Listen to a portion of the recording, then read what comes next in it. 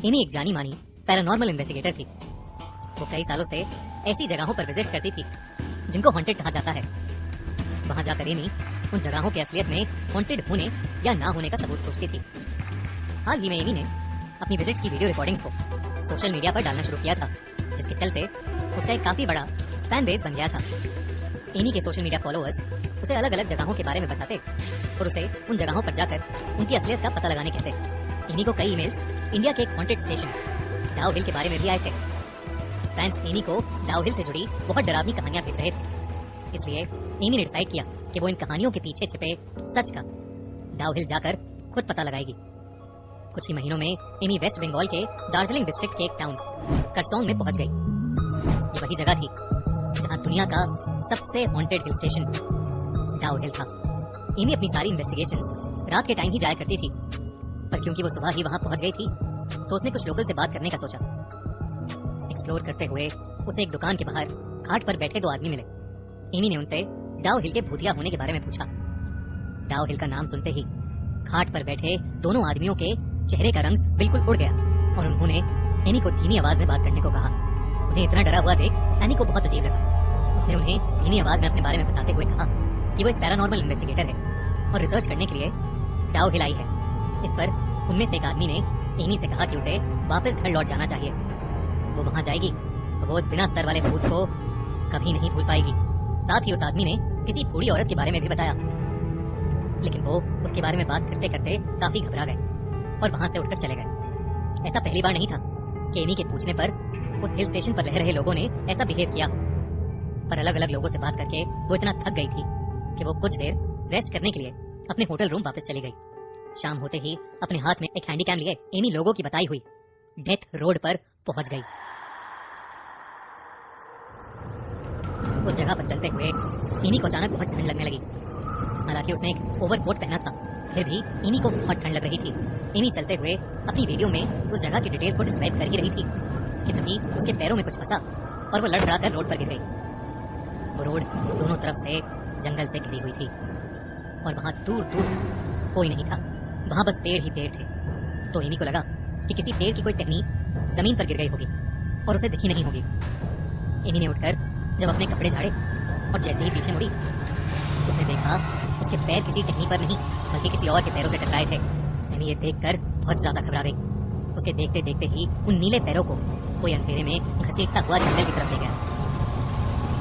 ये देखने के बाद एमी को इतना यकीन हो गया था कि डाउ हिल को हॉन्टेड होने का जो टैग मिला है वो सच है। पर उसकी इन्वेस्टिगेशन अभी भी पूरी नहीं हुई थी। वो अपना हैंडीकैम लिए उस रोड पर आगे बढ़ने लगी। आगे उसी रोड पर चलते हुए एमी की आंखों के सामने एक बूढ़ी औरत रोड को पार करती हुई जंगल में चली गई। एमी ये सब कुछ रिकॉर्ड कर रही थी। बिना आवाज किए वो उसी औरत के डायरेक्शन में बढ़ने लगी, लेकिन तभी उसके कान में एक आवाज आई, एमी वापस चली जाओ। ये सुनकर एमी के रोंगटे खड़े हो गए थे, पर फिर भी वो आगे बढ़ती जा रही थी। उसे तलाश थी उस बिना सर वाले लड़के की जिसके बारे में सभी ने उसे बताया था। एमी जैसे जैसे आगे बढ़ रही थी उस रास्ते की सड़क छोटी होती जा रही थी और वो जंगल बेहद घना होता जा रहा था। ठंड अब बहुत बढ़ गई थी और तेज हवा से पेड़ पर लगे पत्तों के हिलने की आवाज के अलावा वहां एकदम खामोशी थी। एमी ने डिसाइड किया कि करीब 100 मीटर और आगे जाने के बाद वो वापस लौट जाएगी।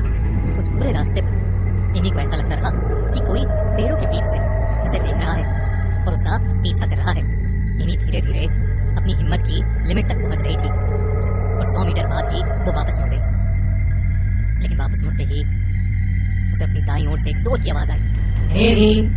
कोई उसे पुकार रहा था।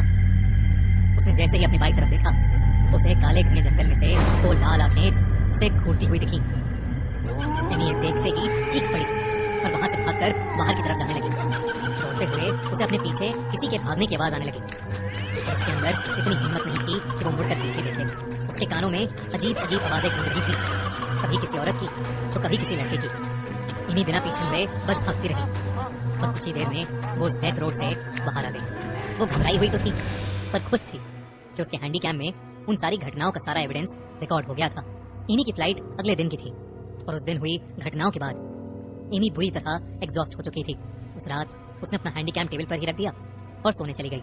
करीब 1 घंटे बाद ही एमी के कानों में फिर से कुछ आवाज आई और एमी की नींद टूट गई। एमी ने जब अपनी आंखें खोली तो उसकी आंखों के सामने बिना सर वाला भूत खड़ा था। उसने एमी के हैंडीकैम को पकड़ रखा था और देखते ही देखते उसके हाथ में लिए हैंडीकैम में आग लग गई। एमी को उस साए की जोर जोर से हंसने की आवाज आती थी।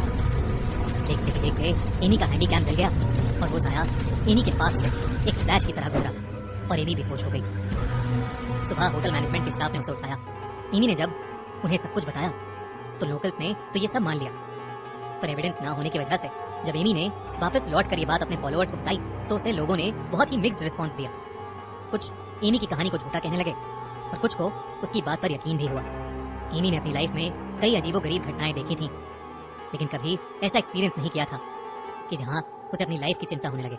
डाउहिल का वो एक्सपीरियंस उसके लिए बिल्कुल वैसा ही था। डाउहिल